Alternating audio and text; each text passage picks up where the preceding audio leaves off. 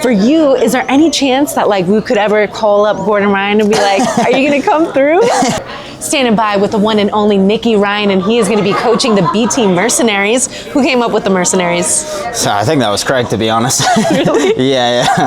I feel like he's been so busy to like put him in charge of like creative things for you guys. I mean, that's his expertise. You know, that's probably one of the most creative men in this sport. I don't know how he comes up with these ideas. What is it like for you guys knowing that he is going to be like falling off the face of the earth after the event? Like, I know he's kind of like the parent that left for cigarettes and never came back, but does anything he's change? just going to be doing what he's done for the past 3 years, you know?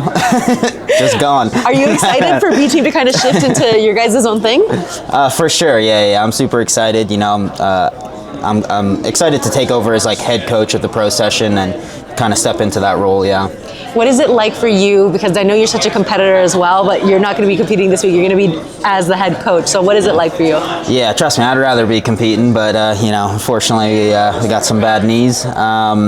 I mean, it's great. You know, it's super rewarding to, you know, coach these guys and see them progress week to week, and you know, actually learning, picking up new skills. It's super rewarding to see that as a coach. And one of the most iconic documentaries of all time, deserves an Emmy out there, is the Quintet Japan thing that you guys did. Yeah. So when it comes to experiencing that as a competitor, what did you take away in terms of strategy in order to get the wins there? Yeah, so it's a little bit different here, right? Where like, you know, you can kind of, you know, pick on the spot. For Quintet, you have to have like an already set order. So strategy is a little bit different when it comes to CJI versus Quintet. You know, we have a strategy as far as picking the next person, but we actually haven't picked a set order. We have our first person that's going out, and then me and Damien are just going to kind of, you know, do it on the spot, pick, you know, who we think would be best next. And so that decision is going to come down to you and Damien making the decisions? Yeah, we'll be making the final call for sure. So when it comes to your guys' first matchup, is there any particular team that you wanted first round, or are you guys happy with this Daisy Fresh news? I'm pretty happy. You know, there wasn't really any specific team. Again, you know, we're coming here to win the whole thing. We believe we're the best team, so it doesn't really matter who you throw at us first, but I think it's a super interesting matchup against Daisy Fresh. And Nicky Rod is going to could potentially have a rematch with Michael Pixley. Were you there when he originally competed against him? No, I wasn't. I wasn't there. I was probably recovering from surgery or something. But no, I did watch the match, but I wasn't there in person. So when it comes to any potential matchups in the first round, are you looking forward to anything? In the first round, so against Daisy Fresh, man, I mean, they're all super exciting. You know, Nicky Rod versus Brandon Reed. I'm sure, you know, two very explosive guys. I'm sure that would be exciting to watch. And when it comes to your experience at the inaugural CJI, what was it like? Like the build-up, all the drama from ADCC versus CJI, and now they're kind of like come together to take on the greater force of UFC BJJ. But like for you, I know you like to stay out of the drama. But what is it like for you to kind of see all this go down? No, I think it's great. You know, I got friends on both sides, so I was happy to see them kind of work things out and, you know, stop all the drama. You know, as you said, I like to completely remove myself from all this social media drama, but I was happy to see it, yeah. I'm sure that helps with like the mental health, like not being involved with all that stuff. I saw you guys got some working at UFC PI. Like, I know it's like a really good idea too to stay like kind of on good sides on both sides, because there's going to be so many consistent opportunities with UFC as well. No, for sure. I'm the type of person where I don't think it's ever worth it to burn bridges. You know, if you have a disagreement, go your separate ways. But I don't burn bridges. So when it comes to the Simple Man podcast recently, and you had your mom up there, whose idea was that? It was literally the best podcast you guys have ever had so far. It was my idea. Yeah, I'd actually closed, like I just bought a house and I closed on the house this morning, and then Damien had asked me if I could podcast. I was like, yeah, I'm gonna bring my mom on with some beers. And she's so funny. I know, the best mom ever, yeah. Oh, is she really? Oh yeah, 100%, besides the threatening to stab me. Yeah. Except for that one instance, best mom ever. Yeah. I love how Ethan was just like, yeah, the real reason of her death split.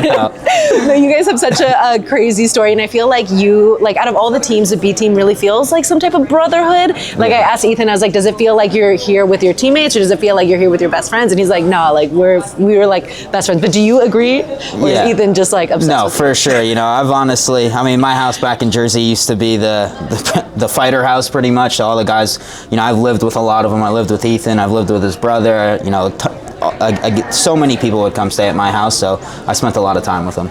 It feels like Jiu-Jitsu last year, there was like a lot of different type of healing in terms of like the crowd started to love Gabby Garcia and we saw that shift. Now we had ADCC and CJI kind of shake hands being like, oh, we're going to be good. For you, is there any chance that like we could ever call up Gordon Ryan and be like, are you going to come through? I feel like you guys are cool now. Like, yeah. I mean, there's not really too much bad blood, you know.